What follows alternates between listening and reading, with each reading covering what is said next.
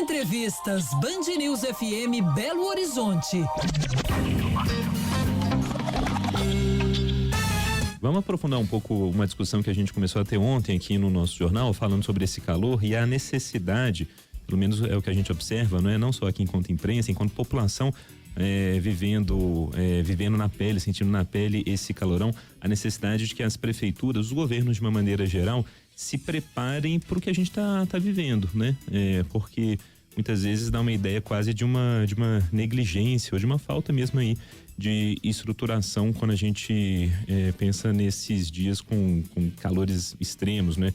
Batendo 40 graus, acima de 40 graus no interior de Minas Gerais, Belo Horizonte atingindo quase 39, capital mais quente do Sudeste ontem, né? Mais quente do que o Rio de Janeiro, pensem só, mais quente do que Vitória.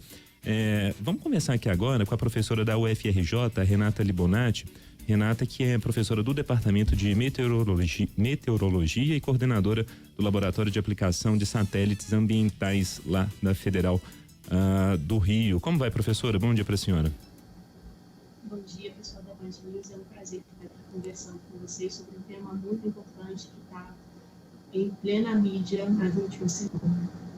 De fato. Professora, não sei se a senhora está com fone, algo assim, se o áudio está um pouquinho baixo, vamos tentar trazer esse ganho. Vou tentar falar um pouco mais alto. Isso, já melhorou. Professora, eu queria perguntar primeiramente, por que na percepção da senhora, quando a gente discute essa onda de calor, esses extremos que a gente está vivendo, os governos, de uma maneira geral, negligenciam essa temática? E quando a gente vê assuntos como frio, chuva, aí já toda uma preparação, mas no calor parece que se tem uma ideia de que somos um país tropical e é isso mesmo, né? Na verdade, esse tema do calor parece ser um assunto que nós estamos acostumados. Nós moramos num país tropical, o calor faz parte do clima na maior parte do Brasil e por isso, há uma falsa sensação que estamos todos acostumados com o calor.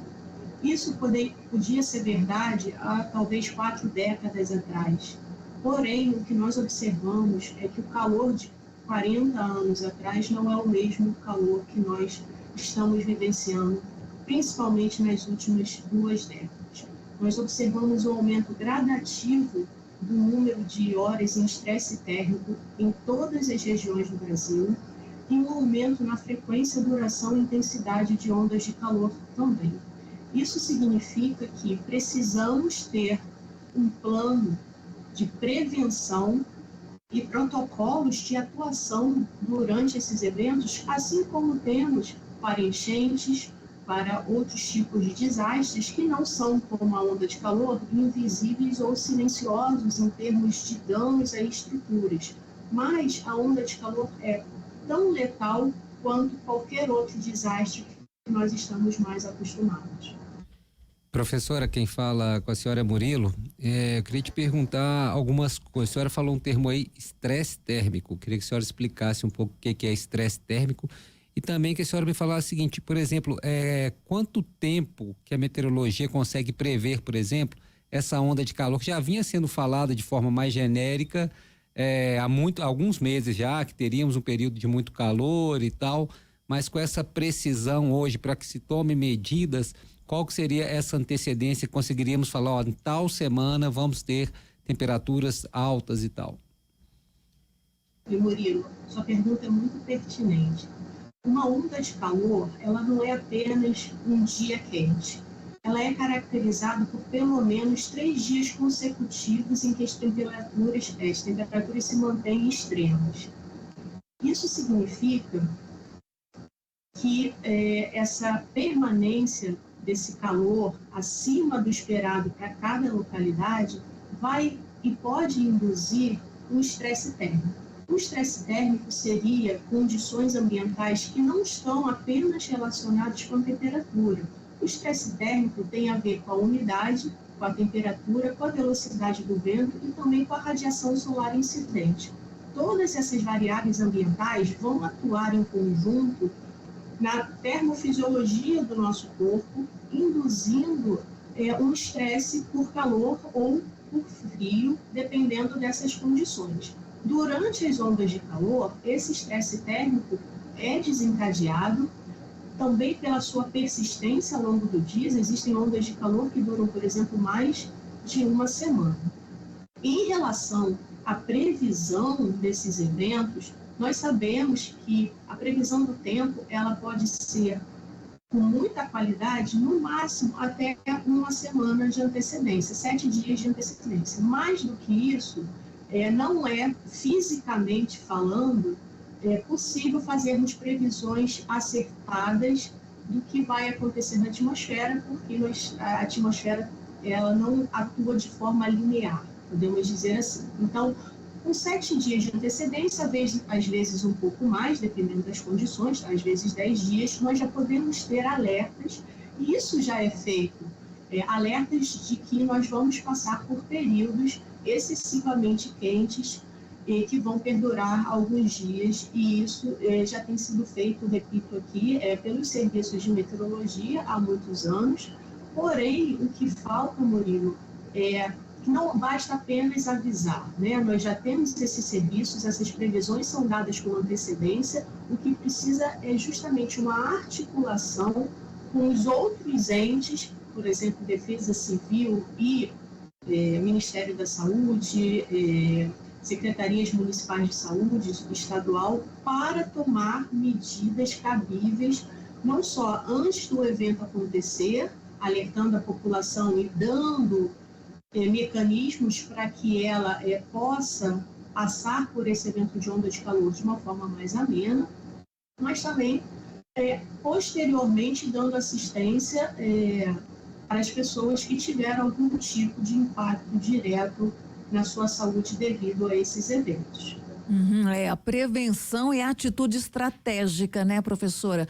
Diante desse novo cenário, né, que a gente está passando por ele, a gente então já pode programar aí para o futuro, né, não só aí os órgãos competentes, mas nós como população já inserir, né, isso no nosso calendário, porque a previsão, segundo os cientistas especialistas no assunto, é que as temperaturas a cada ano aumentem ainda mais, hein? Ou seja, estamos aí a cada momento, pelo menos nesses últimos dias, testando a nossa resistência ao calor, algo novo, né? Relativamente novo para todos nós.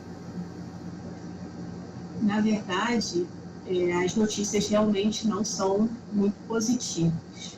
Nós já estamos observando, cada ano que passa, pelo menos das últimas 2 décadas, tem sido regularmente mais quente que os antecedentes, e isso, como você mencionou, vai perdurar pelo menos até o final do século, caso nós não cheguemos a alguma atitude em relação à diminuição da emissão de gases do efeito estufa, o que vai frear o aquecimento global.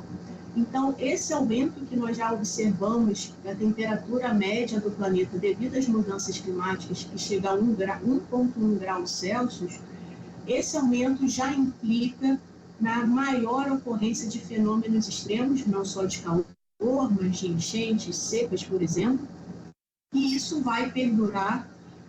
Não só vai perdurar a sua ocorrência, mas a sua frequência vai aumentar, a sua duração e sua intensidade. Então, é humanamente impossível continuarmos sem nenhuma atitude de mitigação e adaptação para os próximos anos. Na verdade, na minha consideração, nós estamos bastante atrasados em relação a essas medidas que já deveriam estar sendo tomadas há alguns anos, porque daqui para frente nós não temos a menor chance diante das mudanças climáticas, a não ser nos adaptarmos.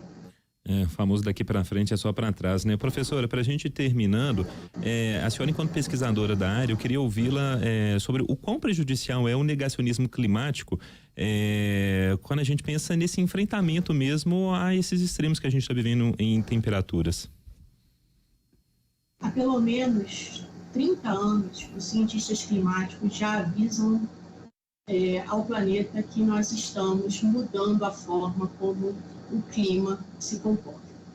Nós, há 30 anos, já avisávamos nossas projeções para o que poderia acontecer hoje em dia. E, de fato, essas projeções se tornaram verdade e as próximas projeções para os próximos 30, 40 anos não são nada animadoras. O negacionismo em relação às mudanças climáticas é um dos fatores que atrasa a tomada de decisão coerente e necessária, não só para frear o aquecimento global, mas para termos medidas de mitigação e adaptação de longo prazo. Então, hoje em dia, já não há nenhum fundamento em não acreditar nas mudanças climáticas. As mudanças climáticas são um fato, elas já têm sido observadas e elas vão continuar a ocorrer. Então, já não há mais tempo para esse criticismo, nós precisamos realmente tomar consciência de que as mudanças climáticas agora fazem parte da nossa realidade e vão continuar fazendo por muitas décadas. Por isso, nós precisamos ter essa consciência para tomar atitudes de longo prazo. São 10h20, a gente conversou aqui na Band News com a professora da UFRJ, Renata Libonati, sobre esse período, não só de calor que a gente está vivendo, mas o que poderia ser feito, né? O que pode ser feito ainda no enfrentamento aí a esses extremos. Professora, muito obrigada, viu, pela conversa.